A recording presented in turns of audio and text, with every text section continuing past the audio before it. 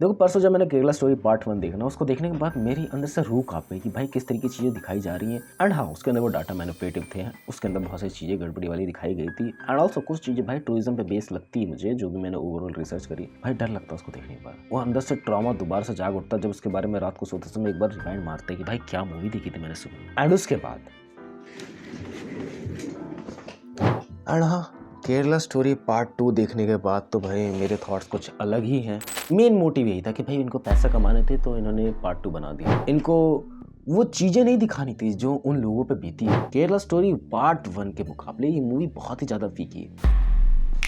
देखो first half में तुम लोग मूवी में बताया जाता है कि भाई प्यार कितना अंधा हो सकता है, कितने लेवल तक गिर सकता है। तुम लोग अपने माँ बाप तक के ओपिनियन को मानने नहीं लगते हो, जो फर्स्ट मूवी में भी तुम लोगों को दिखाई देने लगा था कि भाई हाँ उसमें वो सब चीज़ें थी, तो इसमें वो चीज़ें रिपीटेड होगी। बट किस लेवल तक का गिर सकता है, माइनर को किस लेवल तक का मैनिपुलेट करा जा सकता है, उस सब की बातें मैं ऑलरेडी एक बार बता चुका हूँ तुम लोगों को, तो उसको दोबारा नहीं बताऊंगा। लेकिन वो है ना कि भाई ये फील आउट हो जाता है, ये बहुत ही डम्बो मूव है कि लाइक तुम लोग एक प्रॉपरली मूवी बना रहे हो, तुम एक सेंसिबल मूवी बना रहे हो, भाई उसमें एक तर्क नहीं दिखा मुझे कि भाई इस बात के लिए मैं उस बंदे को मान रहा हूँ, इस बात के लिए मैं उस बंदे से प्यार कर रहा हूँ। वो तर्क नहीं दिखा कि भाई हाँ उसके लिए मैं रेडी हूँ कि भाई मैं तेरे साथ रहने आ गया हूँ, उसके लिए मैं रेडी हूँ भाई मैं अपना धर्म परिवर्तन कर रहा हूँ। 6-7 महीने या फिर 1-2 साल से एक दूसरे को डेट कर रहे हैं, so they are comfortable with it. So इस वजह से वो शादी कर रहे हैं, इस वजह से वो लिविंग रिलेशनशिप में रह रहे हैं। एंड सेकंड हाफ के अंदर तुम लोग को पता ही है भाई चीजें बहुत ज्यादा रिवीलिंग होगी, चीजें बहुत ज्यादा दर्दनाक होंगी, जिसको देखने से अंदर से फील आउट होता है कि भाई हाँ ये नहीं होना चाहिए था, इस चीजों को रोक दिया जाए, इस चीजों को मैं और ज्यादा नहीं देख सकता हूँ। एंड मैं अपने टेक की दोबारा से बोलना चाहता हूँ, मैंने किसी दूसरे चैनल पर बोला था कि भाई ऐसी मूवीज में जानबूझ के नहीं देखना चाहता हूँ। भाई मुझे अंदर से ना बहुत ज्यादा इमोशनल पर्सन, एंड ऐसी मूवीज देखने के बाद मैं बहुत ज्यादा ही डिस्टर्ब हो जाता हूँ मेंटली। एंड हाँ, मुझे मूवी रिव्यूज बनाने के लिए सब चीजें देखनी पड़ती है। I don't think consider you कि भाई तुम लोग कैसे पर्सन हो, तुम लोग कैसे पर्सन नहीं हो, but if you are a totally emotional person and इसको 16+ रेटिंग मिली है, that's totally unjustified that thing कि भाई वो सब टोर्चर दिखाए गए हैं। एंड CBFC बोर्ड वाले, आई थिंक मैं नाम सही प्रोनाउंस कर रहा हूँ, भाई इन्होंने 16+ रेटिंग कैसे दे दी। बाकी तुम लोग किसिंग सीन्स रिमूव करवाने पे तुले हुए थे भाई सुपरमैन मूवी में, मेरे को समझ नहीं आई ये चीजें। हाँ भाई होली का सीजन चल रहा है तो मैं भी भांग भांग खा के अप्रूवल मिल गया उन लोगों को। बाकी अपार्ट फ्रॉम इट कोई भी मेरे को तर्क नहीं दिखा इसके अंदर कि भाई इसको 16+ रेटिंग मिलनी चाहिए।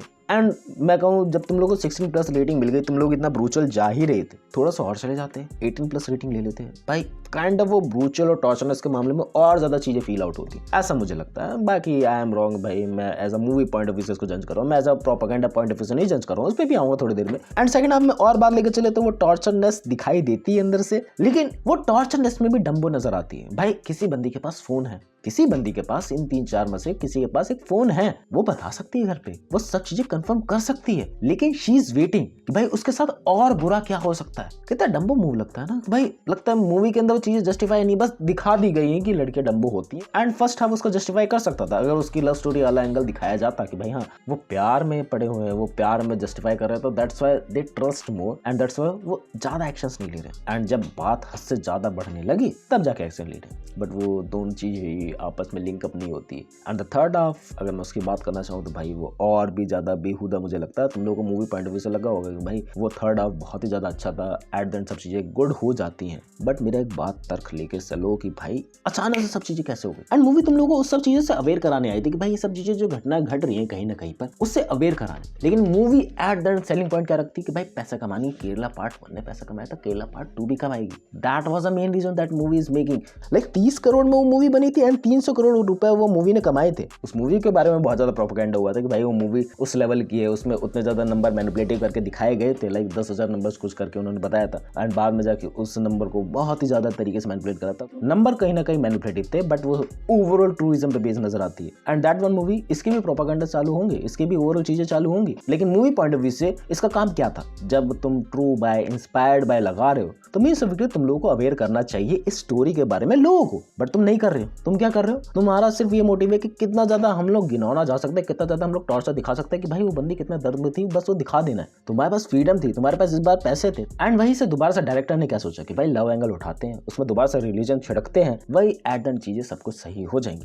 That point of view is not great. ऊपर से देखने से सब चीजें सही लगती है, बट डीप डाउन जाओगे ना, स्टोरी उससे ज्यादा डार्क है, रियलिज्म उससे ज्यादा डार्क है। जो दिखाने पे ये फोकस करती ही नहीं है। एंड अगर मूवी में ही मैं रिलीजियस पॉइंट ऑफ व्यू से चलूँ तो भाई एक रिलीजन को बहुत ही ज्यादा घिनौना दिखा दिया गया है, एक रिलीजन को बहुत ही ज्यादा सुपीरियर दिखा दी गई एंड डम्बो दिखा दिया गया। क्या है ये समझ नहीं आया भाई मुझे कि भाई वो चीजें चल रही हैं उस हिसाब से, दैट इज गुड, बट उसमें किसी न किसी का तो दिमाग खराब हुआ होगा, उसमें किसी न किसी को तो बात समझ में आई होगी कि भाई ये चीजें गलत कर रहा हूं मैं। नहीं, पूरा ये जो मोटिव चल रहा है, पूरा जो ये ओवरऑल धर्म परिवर्तन वाली चीजें चल रही है, किसी को भी समझ नहीं आई, किसी को भी नहीं समझ में आई। तुम्हें हिंट मिल रहे थे पहले से, एंड ये डम्बो मिस्टेक है, इस पर फोकस करना चाहिए था, ज्यादा पॉइंट ऑफ व्यू पे फोकस करना चाहिए था। भाई कितना ज्यादा घिनौना लेवल तक के जा रहे हैं, हमें जाना चाहिए था आई थिंक, एंड ज्यादा लोगों को कवर करना चाहिए था। वो स्टोरी दिखाते हैं ना कि भाई हाँ इस तरीके से चीजें चल रही है, but also distracting not to the multiple girls, फिर उन सबको पॉइंट ऑफ व्यू देना पड़ता, बट जिसको दे रहे हो उसको जस्टिफाई नहीं कर रहे हो तुम ढंग से, मेरे हिसाब से मुझे लगी।